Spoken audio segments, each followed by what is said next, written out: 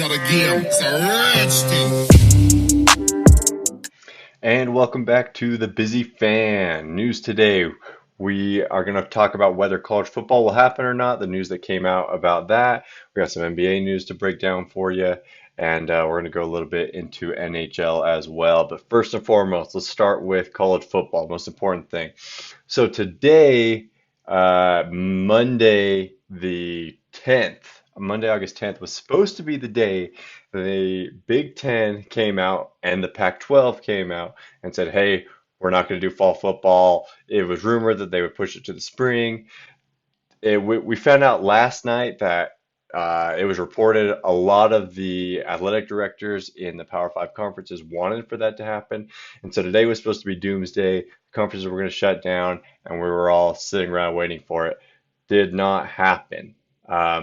The Mountain West Conference, they decided today that they're not going to do football in the fall. They're planning for it in the spring, which is the second conference to make that decision with the MAC, who made that decision a short while ago. But from Power Five conferences, we heard nothing. In fact, we heard the opposite from people within those conferences. We heard very little from leadership within the conferences. They stayed quiet, didn't really make any statements.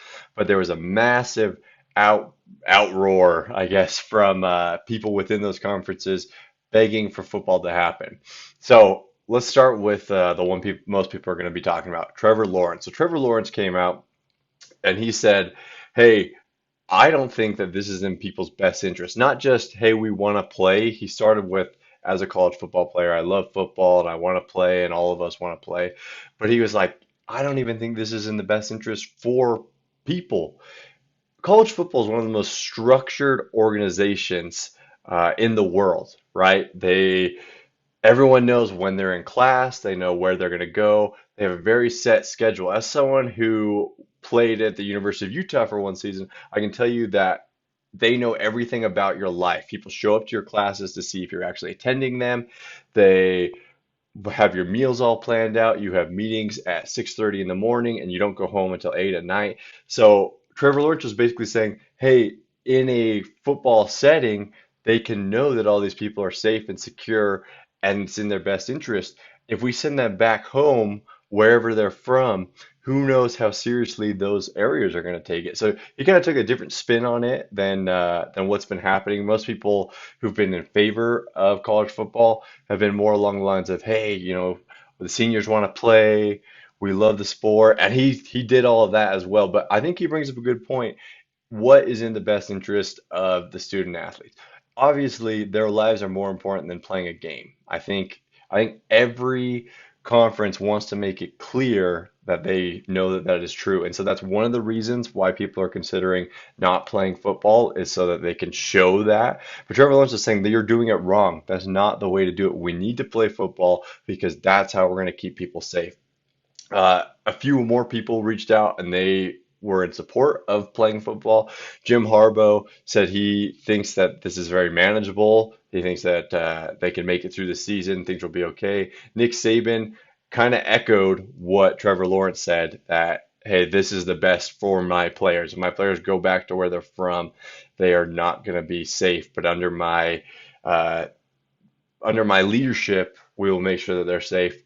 And this was interesting. Scott Frost, Nebraska's head coach, he said because they're in the Big Ten, the Big Ten had planned on, or it was rumored that they were going to come out and say that they're not playing college football this year. He said, we're going to find any way to play football, whether that's leaving the conference for the season, whatever we need to do, we're going to try to find a way to play football this year. So, very interesting. I don't know what he can do and what he can't do. I don't know what the rules are, what he's allowed to do. But kind of a threat to the conference saying, hey, if you're going to do this, we need to have substantial reason, or we're going to do anything we can to get out of the conference for the year. So not a lot of news in college football, not the news that we were expecting, but a lot of input going into this and people saying, hey, we want to play football this year. So very interesting for college football. We'll keep you up to date on breaking news that comes from that. I'm sure this whole week we're going to get a ton of information, and the story's probably going to change every day. But as of right now, that is the news for you when it comes to the college football world.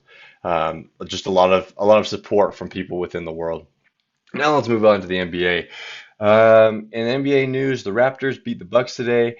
Giannis was actually out with he had a toothache, and so he had oral surgery and was out. So not like huge that the Raptors beat the Bucks today. Nuggets versus Lakers. That was a crazy game. So the Lakers ended up winning 124-121. I can't figure this out. The Nuggets didn't play their starters in the fourth quarter. They have a chance for the second seed right now, and they almost won the game. Like it looked like the people who were in were doing their best, and the coach wanted to win and everything, but they just sat. They sat their starters in the fourth quarter. Don't really know why. Still almost hung on. Mason Plumlee was playing great there. Bol was playing really good. They looked great, but with Kyle Kuzma ended up hitting the go-ahead three with zero point 0.4 left on the clock to to give the Lakers that victory. So that was really big. And then also the Suns won today. They are now a half game behind the Trailblazers for that ninth seed. Now, if you remember, the ninth seed, if they were within 4 games of the eighth seed, which in the Western Conference will happen, they get to do a play-in game with the eighth seed. If the eighth seed wins, they move on. If the ninth seed wins, then they have to go to another game. So the ninth seed have to win 2 games. Eighth seed just has to win 1 game, and then the playoffs will begin. So they're half a game behind the Trailblazers for that ninth seed right now. They've won 6 in a row. They haven't lost in the bubble. They're looking really good. I've looked at Devin Booker in the past as just a scorer. He's been doing everything. He's been getting his team involved. He's been scoring less, honestly, and getting everyone else involved. So the Suns look dangerous right now and are really making a push for the playoffs. So that's big news in the NBA world there. Um, Now, NHL hockey, the playoffs officially begin tomorrow. We've been kind of in this weird, like half playoffs, half not playoffs thing for a while, but tomorrow the playoffs will begin. The games tomorrow: Blue Jackets versus Lightning, Flames versus Stars, Hurricanes versus Bruins. We'll keep you up to date on what's going on in the NHL, how those games go, and how those matchups are looking to go forward. But it's just a crazy time right now. We have a lot going on, a lot to cover. We're gonna keep you up to date on everything that's going on in college football, in the NBA. Oh yeah, I want to break this down for you for just a second here. So in the NBA, it's pretty interesting. The sixth, seventh, sixth, fifth, fourth, third seeds are all interchangeable right now. There's a lot going on. That's why it was confusing that the Nuggets were resting their starters in this Lakers game because they had a real chance, and they still do have a chance, but they had a really good chance before the game if they won to get the second seed from the Clippers, moving the Clippers to the third. The Jazz played today. They lost to the Mavericks. The Mavericks are the seventh seed, the Jazz are the sixth seed, and they didn't play their best player, Donovan Mitchell. They A lot of people were saying it looked like they weren't trying to win at the end of the game there. So there's a lot of like shuffling going around here. People trying to get the matchup they want. I'm not in their locker room. I don't know what matchups they want and what they don't. I know the Jazz definitely seem like they don't want to play the Rockets right now.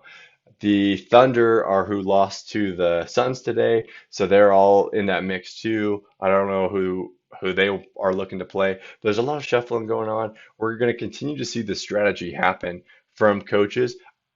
We just need to figure out what they're trying to do because they're all trying to win games, lose games, so that they can get their preferred matchup going forward. The Lakers, they were playing LeBron James and Anthony Davis and Kyle Kuzma at the end of the game, even though they've secured that one seed. So obviously, they're not trying to rest people. At least they're not trying to rest people yet. They're more working on chemistry and getting in the winning spirit, I guess, getting used to winning.